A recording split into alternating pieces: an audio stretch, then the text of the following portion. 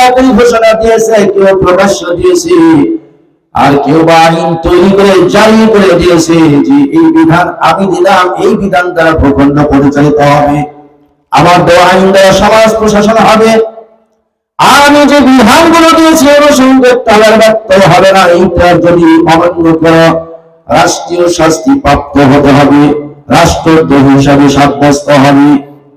আমার আল্লাহ পাক রব্বুল আমিন বলতেছেন এই মানুষগুলোর জন্য কিয়ামতের ময়দানে আমি আল্লাহ কাহার আকৃতি ধারণ করব। হাসরের ময়দানে এমন কঠিন ভয়াবহতা, এমন কঠিন আযাব শুরু হয়ে যাবে। বিশ্ব নবী সাল্লাল্লাহু আলাইহি ওয়াসাল্লাম বলেছেন লা তাজুলু কদামা ইবনি আদম হাত্তা ইয়াসালু আন খামসিন عن عمره فيما أفنه وعن شبابه فيما أبله وماله من أين اكتسبه وما أنفقه وما عمل بما علم. لا إله إلا الله لا إله إلا الله أسمعني الله জমিনি আল্লাহ আসমানি আল্লাহ জমিনি আল্লাহ হায়াতি আল্লাহ মাউতি আল্লাহ লা ইলাহা ইল্লাল্লাহ জোরে লা ইলাহা ইল্লাল্লাহ লা ইলাহা ইল্লাল্লাহ মুহাম্মাদুর রাসূলুল্লাহ সাল্লাল্লাহু আলাইহি ওয়াসাল্লাম বিশ্বনবী হাদিস শরীফে বলেছেন লা তাজুলু কদাম ইবনি আদম হাত্তা ইয়াসালু আন খামসিন। হে দুনিয়ার আদম সন্তান আমার উম্মতরা, তোমরা শুনে রাখো পাঁচটা প্রশ্নের জবাব না দেওয়া পর্যন্ত কিয়ামতের ময়দানে হাসরের ময়দানে এক জায়গায় অবস্থান করতে হবে। কয় জায়গায়? এক জায়গায় অবস্থান করব। এই জায়গাটা দানের যতটুকু জায়গা, এর বেশি পরিমাণে জায়গা পাওয়া যাবে না। একজন মানুষ দাঁড়াতে যতটুকু জায়গা লাগে এর বেশি পরিমাণ জায়গা পাওয়া যাবে না। এই এক জায়গায় দাঁড়িয়ে থাকতে হবে কতদিন? আল্লাহ রাব্বুল আলামিন ফীহি খামসুনা আলফা সানাতি, কমসে কম 50,000 বছর ধরে এক জায়গায় দাঁড়িয়ে থাকতে হবে। সুবহানাল্লাহ। আমার ভাইরা খুব আরামদায়ক হবে মনে হয়। হ্যাঁ, চেয়ারে বসে রয়েছেন, আবার হেলাল হুজুর কয় ঘন্টা? 1-1.5 ঘন্টা বাস করেছেন, 1.5 ঘন্টা, আর আগে 7 ঘন্টা হয় 2 ঘন্টা, এইগুলো চলে গেছেন, থাকতে পারছেন না, বিরক্ত বোধ করছেন। সুন্দর জায়গায় যদি বলো 7 ঘন্টা আরামে থাকতে হবে, বসে থাকুন, তাও থাকতে পারছেন না, বিরক্ত বোধ করছেন, এনার্জি ফেল করতেছেন, প্রয়োজন পূরণ করার জন্য বাহিরে দৌড়াদৌড়ি করছেন, ছোটাছুটি করতেছেন। আবার হয়ে খেয়াল করুন, আল্লাহ বলেছেন কোন ব্যক্তি বলেন নাই, কোন দল বলেন নাই, আমার আল্লাহ পাক রব্বুল আলামিন বলছেন ফীহি খামসুনা আলফা সানাতিন, একদিন নয়, 2 দিন নয়, 50,000 বছর ধরে হাসরের ময়দানে এক জায়গায় দাঁড়িয়ে থাকতে হবে। আবহাওয়াটা কেমন হবে? এত সুন্দর এয়ার কন্ডিশন না, গায়ে চাদর মুড়ে দিয়েছেন, যদি গরম লাগে ফেলে ফেলে দেবেন, এত সুন্দর আবহাওয়া হবে না, এয়ার কন্ডিশন হবে না। এই জমিন থেকে সূর্যের আলোটা আসে কত দূর থেকে? 9,30,00,000 মাইল ধরে। সুবহানাল্লাহ। আধুনিক বিজ্ঞান বলতেছে 9,30,00,000 মাইল দূর থেকে যে সূর্যের আলোটা দেয়, এই সূর্যের আলো সেখানে এত দূর থাকবে না, আপনার মাথার আধা হাত উপরে এই সূর্যটা চলে আসবে, টেনে নিয়ে আসা হবে। এখন 9,30,00,000 মাইল দূর থেকে যে সূর্যের আলো, তাও আমরা সহ্য করতে পারি না। চৈত্র মাসে, বৈশাখ মাসে আমরা ঘরের ছায়া খুঁজি, গাছের ছায়া খুঁজি, ওই দিন সূর্য মাথার উপরে শুধু আসবে না, এই সূর্যের আলো যারা আছে, উত্তাপ যতটুকু রয়েছে, বিশ্বনবী সাল্লাল্লাহু আলাইহি ওয়াসাল্লাম বলেন আমার উম্মতরা, এই সূর্যের উত্তাপ সেই দিন 70 গুণ পরিমাণ আরো বৃদ্ধি করে দেওয়া হবে। সুবহানাল্লাহ। এত কঠিন উত্তপ্ত সূর্য উত্তাপ নিয়ে মানুষের মাথার উপরে নিকটবর্তী যখন করা হবে, দাঁড়ের জায়গা যতটুকু, এর বেশি জায়গা পাওয়া যাবে না। এই স্থানটুকুর ভিতরে আমাকে আপনাকে দাঁড়িয়ে থাকতে হবে কমপক্ষে 50,000 বছর। মানুষের অবস্থা এমন হবে, মাথা ঘেমে ঘেমে পানিগুলো পড়ে যাবে, টপকে যাবে, মাথার মগজগুলো বলকিতে থাকবে।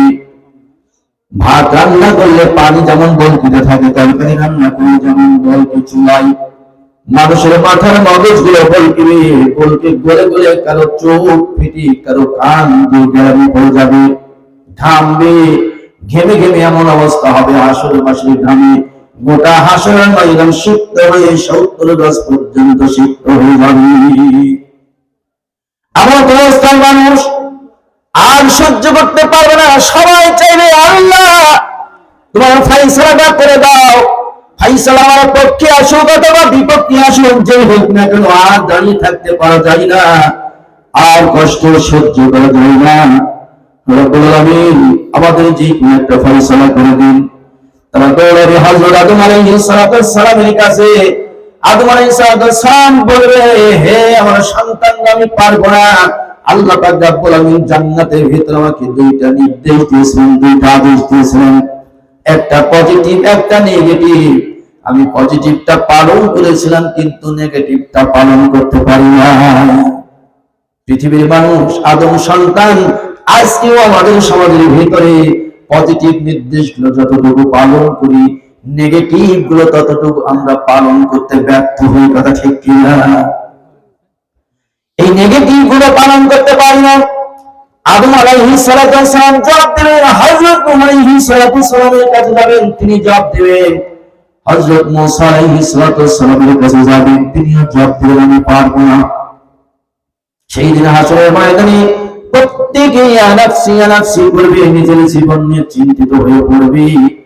হযরত ঈসা আলাইহিস সালামের কাছে যাবেন, তিনিও জবাব দিবেন, আমি পারবো না।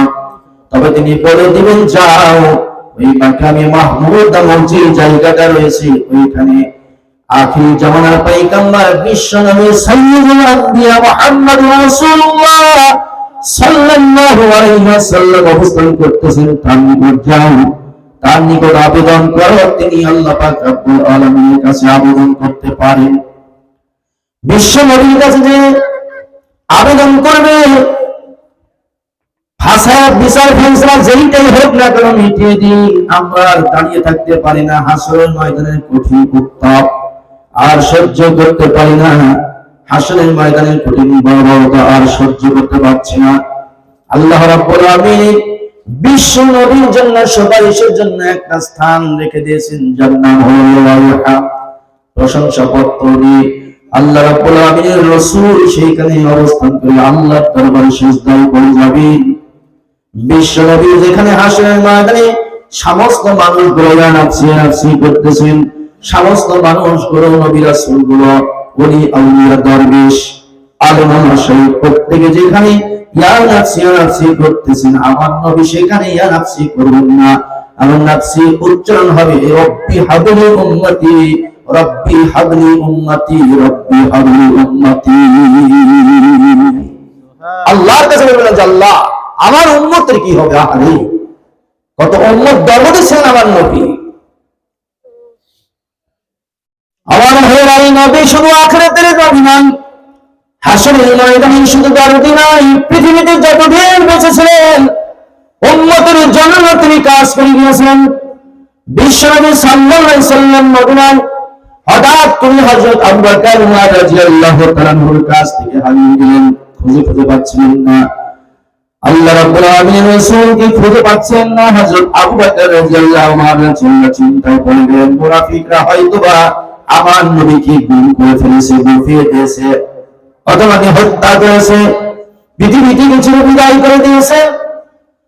পাগলের মতো ছুটতেছেন গোটা মদিনায় হযরত আবু বকর রাদিয়াল্লাহু তাআলা আনহু। খুঁজতে খুঁজতে পাহাড়ি অঞ্চলে, পাহাড়ি এলাকার ভিতরে গেলেন হযরত আবু বকর রাদিয়াল্লাহু ঘুরে ঘুরে পাহাড়ি এলাকায় গিয়ে দেখেন যে একজন রাখাল তার ছাগলগুলো, ভেড়াগুলো চড়াচ্ছেন। রাখালকে জিজ্ঞাসা করলেন, রাখাল রে তোমরা কি জানো এখানে আমাদের নবী বিশ্ব নবী মুহাম্মদুর রাসূলুল্লাহ সাল্লাল্লাহু আলাইহি ওয়াসাল্লাম এসেছে কিনা? রাখাল বলে, অপথিক, আমি তোমাদের নবীকে চিনি না, তোমাদের রাসূলকে চিনি না, কিন্তু আজকে 3 দিন হলে এই রাস্তা দিয়ে একজন পথিক হেঁটে পাহাড়ের পাদদেশে গেছে। যেই দিন থেকে রাস্তা পেয়ে পাহাড়ের পাদদেশে পথিকটা গেছে, সেই দিন থেকে আমার ভেড়া এবং বকরি পালগুলো আহার বন্ধ করে দিয়েছে, তার শাবক গুলো পর্যন্ত দুগ্ধ পান বন্ধ করে দিয়েছে। যেরকম সুবহানাল্লাহ। হযরত আবু বকর রাদিয়াল্লাহু ওমর রাদিয়াল্লাহু বললেন, ওটা আমার বিশ্ব নবী ছাড়া আর কেউ হতে পারে না, যার আগমনের কারণে, যার পথ চলার কারণে পশু শাবক গুলো পর্যন্ত খাদ্য খানা গুলো বন্ধ করে দিয়েছে, দুধ পান বন্ধ করে দিয়েছে। তাড়াতাড়ি করে হযরত আবু বকর ওমর রাদিয়াল্লাহু তাআলা পাহাড়ের পাদদেশে গিয়ে দেখেন বিশ্ব নবী সেখানে সিজদায় পড়ে কাঁদছেন, রব্বি হাবলি উম্মতি, রব্বি হাবলি উম্মতি, রব্বি হাবলি উম্মতি। আল্লাহু আকবার।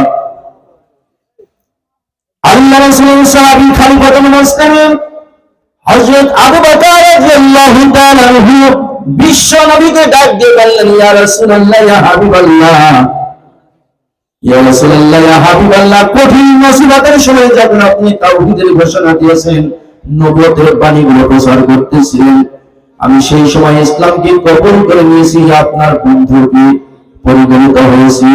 ইয়া রাসূলুল্লাহ, এই পর্যন্ত জীবনে যতগুলো নেকি কামাই করেছি, এই সমস্ত নেকিগুলো আপনার উম্মতের জন্য আমি ফিদিয়া দিয়ে দেব। ইয়া রাসূলুল্লাহ, আপনি মাথা সিজদা থেকে প্রাণ খণ্ডনকে বন্ধ করে দিন। আল্লাহ রাসূল সাল্লাল্লাহু আলাইহি ওয়াসাল্লাম খণ্ডন বন্ধ করেন না।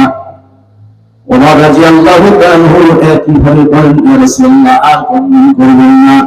আপনার এই উম্মতের জন্য জীবনের যতগুলো নেকি কামাই করেছি, 26 বছরের ফুটন্ত যুবক আমি ইসলামকে গ্রহণ করেছি, সেই বয়স থেকে পর্যন্ত যতগুলো নেকি আমি কামাই করেছি, ইয়া রাসূলুল্লাহ, ইয়া হাবিবাল্লাহ, সমস্ত নেকিগুলো আপনার এই উম্মতের মুক্তির জন্য ফিদিয়া দিয়ে দিব। ইয়া রাসূলুল্লাহ, আপনি আর খণ্ডন করবেন না, মাথাটা উঠান। আল্লাহু আকবার। জানেন হযরত আবু বকর রাদিয়াল্লাহু ওমরের আমল কত ছিল? বিশ্বনবী সাল্লাল্লাহু আলাইহি ওয়াসাল্লাম জলীয় বাষ্পমুক্ত আকাশে যখন চন্দ্র তারকাগুলো জল করে জ্বলতেছিল, এমন একটা সময় বিশ্বনবী সাল্লাল্লাহু আলাইহি ওয়াসাল্লাম তার একজন স্ত্রী আয়েশা রাদিয়াল্লাহু তাআলা আনহা হযরত ওমর রাদিয়াল্লাহু আবু বকরের নিয়ে হযরত ওমর রাদিয়াল্লাহু তাআলা আনহুর মেয়েকে সাথে নিয়ে রাত্রি তিনি ঘোরাফেরা করতেছিলেন। হাফসা রাদিয়াল্লাহু, হযরত ওমর রাদিয়াল্লাহু মেয়ে হাফসা রাদিয়াল্লাহু তাআলা রাত্রি বেলায় জলীয় বাষ্পমুক্ত সুন্দর ফুটফুটে আকাশের নিচে পাহাড়ি এলাকায় ঘোরাফেরা করতেছেন, রাসূল করতেছেন। হঠাৎ করে হাফসা আকাশের দিকে তাকিয়ে বিশ্বনবীকে জিজ্ঞাসা করলেন, ইয়া রাসূলুল্লাহ, ইয়া হাবিবাল্লাহ, আকাশের যতগুলো তারকা দেখা যায়, তারকা তো গুনে গুনে শেষ করা যাবে না, এই তারকার সমপরিমাণ নেকি কি পৃথিবীতে কারো আছে নাকি? সুবহানাল্লাহ। আল্লাহ রাসূল বলেন, হাফসা রাদিয়াল্লাহু তাআলা, হাফসা, তোমার বাবা হযরত ওমর রাদিয়াল্লাহু তাআলা আমল নেকি খাতায় তো এর চেয়ে তো বেশি আমল আছে। সুবহানাল্লাহ। হযরত হাফসা রাদিয়াল্লাহু বাড়িতে চলে আসলেন, ঘোরাঘুরি করে সকালবেলা ওমর রাদিয়াল্লাহু তাআলা বিশ্ব নবীর দরবারে উপস্থিত হয়েছেন, তার বাড়িতে চলে গেছেন। হাফসা রাদিয়াল্লাহু তাআলা বাবাকে দেখে আনন্দে আটখানা হয়ে পঞ্চমুখ হয়ে হাসি মুখে সম্ভাষণ দিয়ে বাবাকে বলতেছেন, বাবা, আপনার জন্য একটা সুখবর রয়েছে। কি? গত রাত্রে আমি বিশ্ব নবীর সঙ্গে পাহাড়ি এলাকায় জলীয় বাষ্পমুক্ত আকাশে যখন আমি নিচে ঘোরাফেরা করতেছিলাম, আকাশে অসংখ্য তারকারাজির দিকে লক্ষ্য করে রাসূলকে জিজ্ঞাসা করলাম, এই সময় পরিমাণ নেকি কি কারো আছে? বাবা, আমার রাসূল সেদিন ঘোষণা করলেন যে তোমার নাকি নেকি এর চাইতে অনেকগুলো বেশি রয়েছে। সুবহানাল্লাহ। ওমর রাদিয়াল্লাহু তাআলা মেয়ের মুখে পঞ্চমুখী যখন বলতেছিলেন শুনে বললেন, মা তুমি খুব আনন্দে আত্মা হয়ে গেছো, পঞ্চমুখ হয়ে গেছো। তুমি কি জানো হযরত আবু বকর রাদিয়াল্লাহু তাআলা কি কত তারা মনে হয়েছে?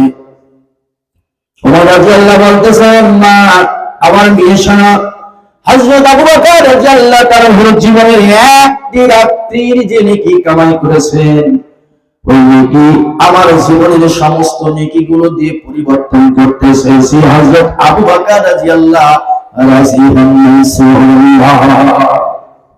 ওই রাত্রির নেকি, যে রাত্রিতে বিশ্বনবী সাল্লাল্লাহু আলাইহি সাল্লামকে সঙ্গে নিয়ে মক্কা থেকে পথ দেখে মদিনায় হিজরত করেছিলেন। সুবহানাল্লাহ।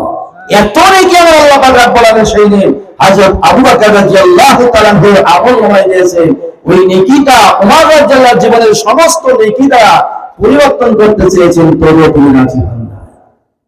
আল্লাহ এত নেকিগুলো যখন সাদকা করা ফিদিয়া দেওয়ার জন্য বললেন, বিশ্বনবীকে সিজদা থেকে উঠতে বললেন, বিশ্বনবী সিজদা থেকে উঠেন না, কান্না বন্ধ করেন না, উম্মতের জন্য কান্দেন, রব্বি হাবলি উম্মতি, রব্বি হাবলি উম্মতি, রব্বি হাবলি উম্মতি।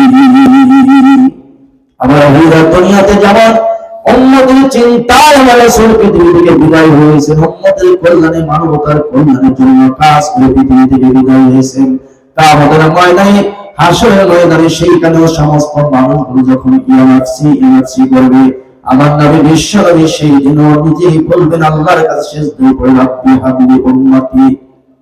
আল্লাহর উম্মতের কি হবে? চোখের পানি ফেলে দিয়ে যখন কাঁদবেন, আমার আল্লাহ পাক রব্বুল আলামিন হাবিবকে ডাক দিয়ে বলবেন, হাবিব পৃথিবীতে তুমি রক্ত দিয়েছো, ক্রন্দন করেছো, চোখের পানি ঝরিয়েছো, আর ক্রন্দন করতে হবে না, কি চাও তুমি সুপারিশ করো, আমি আল্লাহ তাআলা তোমার সুপারিশকে কবুল করবে। আল্লাহু আকবার। আল্লাহ রাসূলের সুপারিশ আল্লাহ কবুল করে নেবে। আমার নবী, আপনার নবী মুহাম্মদুর রাসূলুল্লাহ সাল্লাল্লাহু আলাইহি ওয়াসাল্লাম ভাগ্যবান না ভাগ্য খারাপ?